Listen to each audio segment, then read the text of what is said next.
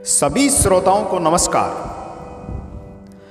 एक जंगल के दोनों ओर अलग अलग राजाओं का राज्य था और उसी जंगल में एक महात्मा यानी कि एक साधु रहते थे, जिन्हें दोनों राजा अपना गुरु मानते थे।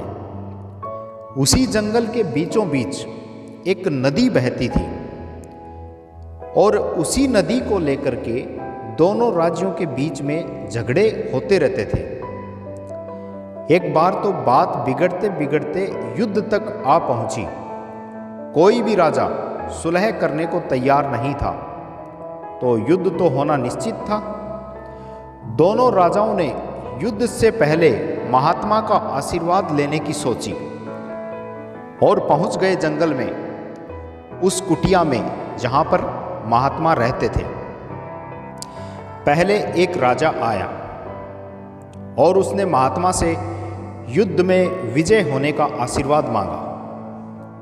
महात्मा जी ने कुछ देर उस राजा को निहारा और कहा कि राजन, तुम्हारे भाग्य में जीत नहीं दिखती, आगे ईश्वर की मर्जी। यह सुनकर पहला राजा थोड़ा विचलित तो हुआ, फिर उसने सोचा कि यदि हारना ही है तो पूरी ताकत से लड़ेंगे, परंतु यूं ही हार नहीं मानेंगे, और अगर हार भी गए तो हार को भी औरों के लिए उदाहरण बना देंगे, परंतु आसानी से हार नहीं मानेंगे। यह निश्चय कर वहां से वह चला गया। अब दूसरा राजा भी जीत का आशीर्वाद लेने महात्मा के पास आया। महात्मा जी के पैर छुए और विजय का आशीर्वाद मांगा। महात्मा ने उसे भी कुछ देर निहारा और कहा कि बेटा, भाग्य तो तुम्हारे साथ है ही। यह सुनकर राजा तो खुशी से भर गया और वापस जाकर निश्चित हो गया, जैसे ही उसने युद्ध तो जीत ही लिया हो। अंततः युद्ध का दिन आया। दोनों सेना एक दूसरे के सामने टिकी हुई थी और युद्ध का बिगुल बज गया। युद्ध प्रारंभ हो चुका था। एक तरफ की सेना यह सोच रही थी कि चाहे किस्मत में हार हो, पर हम हार नहीं मानेंगे, हम अपना सर्वश्रेष्ठ कोशिश करेंगे, अपना सर्वस्व झोंक देंगे। और दूसरी तरफ की सेना एक निश्चित मानसिकता के साथ लड़ रही थी कि जीतना तो हमें है ही, घबराना कैसा। लड़ते लड़ते दूसरी सेना के राजा के घोड़े के पैर का नाल भी निकल गया और घोड़ा लड़खड़ाने लगा, पर राजा ने ध्यान ही नहीं दिया। कौन से राजा ने ध्यान नहीं दिया? जिस राजा को भाग्य साथ होने का दावा महात्मा जी ने किया था, क्योंकि उसके दिमाग में एक ही बात चल रही थी कि जब जीत मेरे भाग्य में है ही, तो फिर किस बात की चिंता। कुछ ही क्षण बाद दोनों राजा का घोड़ा यानी कि दूसरे राजा का घोड़ा लड़खड़ा कर गिर गया, जिसके पैर का नार खुल गया था, जिससे राजा भी जमीन पर गिर पड़ा और घायल हो गया और वह दुश्मनों के बीच घिर गया।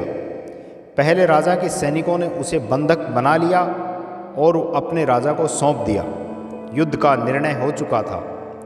युद्ध का परिणाम बिल्कुल महात्मा जी की भविष्यवाणी के विपरीत था।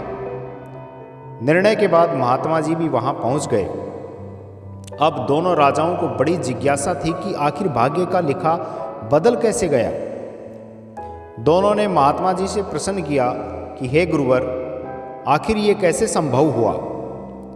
महात्मा जी ने मुस्कुराते हुए उत्तर दिया कि राजन, भाग्य नहीं बदला, वो बिल्कुल अपने जगह सही है, पर तुम लोग बदल गए हो। उन्होंने विजेता राजा की ओर इशारा करते हुए कहा कि अब आपको ही देखो राजन, आपने संभावित हार के बारे में सुनकर दिन रात एक कर दिया, सब कुछ भूल गए, आप जबरदस्त तैयारी में जुट गए, यह सोचकर कि परिणाम चाहे जो भी हो, हार नहीं मानूंगा। खुद हर बात का ख्याल रखा, खुद ही हर रणनीति बनाई, जबकि पहले आपकी योजना सेनापति के भरोसे युद्ध लड़ने की थी। अब महात्मा ने पराजित राजा की ओर इशारा करते हुए कहा कि राजन, आपने तो युद्ध से पहले ही जीत का जश्न मनाना शुरू कर दिया था। आपने तो अपने घोड़े की नाल तक का भी ख्याल नहीं रखा। फिर आप इतनी बड़ी सेना को कैसे संभालते और कैसे उसको कुशल नेतृत्व देते? और हुआ वही जो होना लिखा था। भाग्य नहीं बदला, पर जिनके भाग्य में जो लिखा था उन्होंने ही अपना व्यक्तित्व बदल लिया। फिर बेचारा भाग्य क्या करता?